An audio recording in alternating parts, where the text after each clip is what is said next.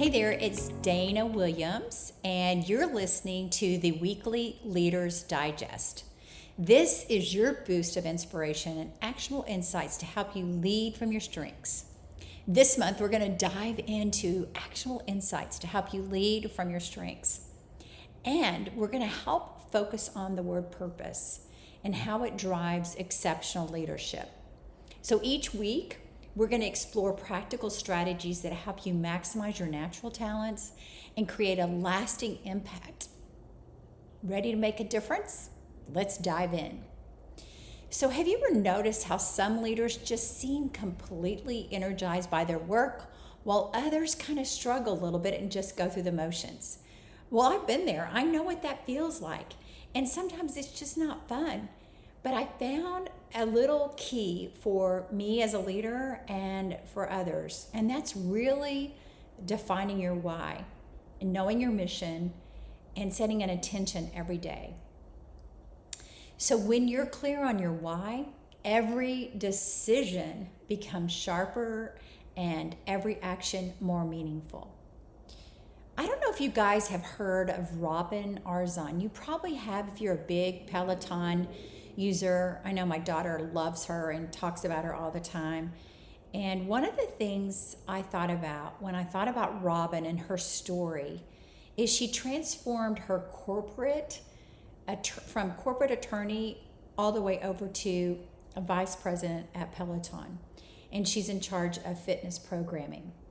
She had survived a tenuous hostage situation, and then she said she decided to rewrite her life based on the rules and rewrite the rules based on who she was. She said her purpose of empowering others through fitness has impacted millions. I know you guys are difference makers and you want to make a difference.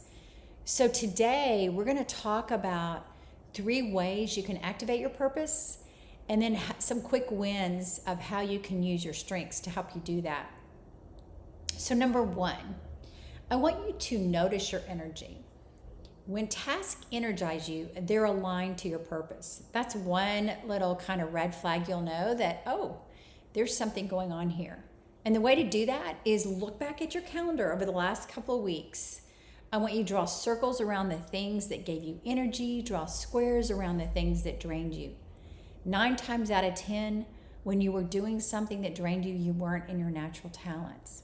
This is going to help you notice your energy. Because when we're in our strengths, those are energy centers for us. It's not about managing your time, guys. It's about managing your energy. Number 2, I want you to think about using your natural superpowers. These are your innate strengths that point you to your purpose path. As you practice and learn about using your strengths every day, you'll get more and more energy. And then third, start small, but think big. Purpose grows through consistent, small actions. So I want you to take a moment, and you can write this down if you want, or you can follow us on Weekly Leaders Digest through my emails subscription under danawilliams.co.com, and you can find these every week. But the first one is energy tracker.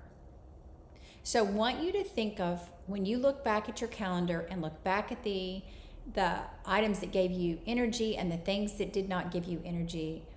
I want you to think about, okay, what strength can you leverage that you have?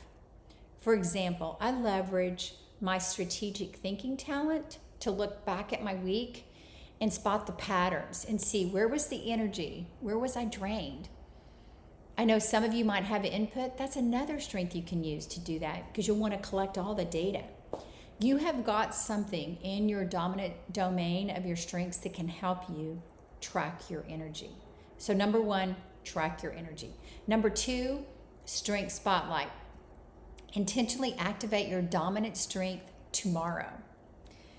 An example is I have a client that was procrastinating about having I would say, courageous conversation with one of her direct reports, and she'd been postponing it.